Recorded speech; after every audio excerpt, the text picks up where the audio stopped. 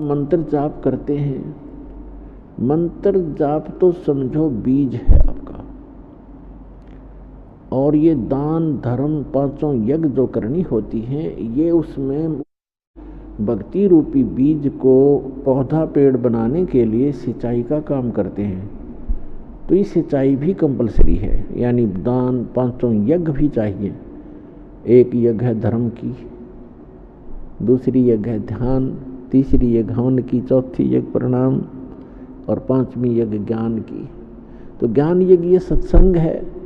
धर्म यज्ञ आप पैसा देते हो, दान यहाँ भंडारे होते हैं, लाखों लोग बच्चे भूखे बूढ़े दूर से आते हैं, बुजुर्ग, क्योंकि यहाँ कोई खाना खाने नहीं आता, व्यक्ति भगवान के लिए आता है, और भगवान के लिए जो आता है वो भक्त होता है, और भक्त को जो खाना खिला सुविधा दी जाती है, जैसे यहाँ सारी सुविधाएं हैं, कोई मैट की, कोई पंखे की, पानी की, बाथरूम की, नहाने की, धोने की, खाने की सारी सुविधाएं हैं।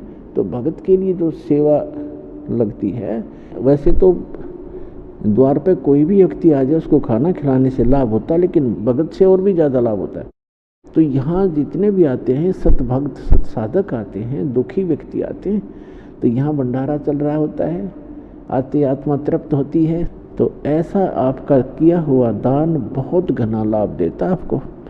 तो इसलिए कहते हैं एक यज्ञ है धर्म की, दूसरी यज्ञ है ध्यान, और तीसरी यज्ञ हवन की। एक यज्ञ है धर्म की, धर्म याति भोजन भंडारे सारी सुविधाएं प्राप्त हैं, पानी है। फिर ध्यान, यानी आप यहाँ आते हो तो परमात्मा की याद ही रहती है, यहाँ चर्चा चलती है तो भगवान की ही चलती है। यहाँ कर भी कोई नालायक इधर उधर की गप्पे मारता है तो भक्त नहीं है। अभी वो बालक है या पहली दूसरी कक्षा का बच्चा तो इधर उधर की बातें कर सकता है, जो प्रथम दूसरी तीसरी बार आया हो। तो उसके साथ बड़े पुराने भक्तों को चाहिए, एक दो बात उसकी सुने, कोई दुख बताता है दुख सुने, फिर उसको बतावे, फिर कहे भी अपना मंत्र कर, मंत्र से लाभ होता है, गुरुजी बताते हैं, भक्ति करते रहो। तो यहाँ आओगे तो मालिक का ही ध्यान रहेगा। ये ध्यान यज्ञ है, हठ योग नहीं है। और तीसरी यज्ञ हवन की, यहाँ पर जोत जलाई जाती है भगवान के लिए, वो हवन यज्ञ कहलाता है, वो हवन यज्ञ है।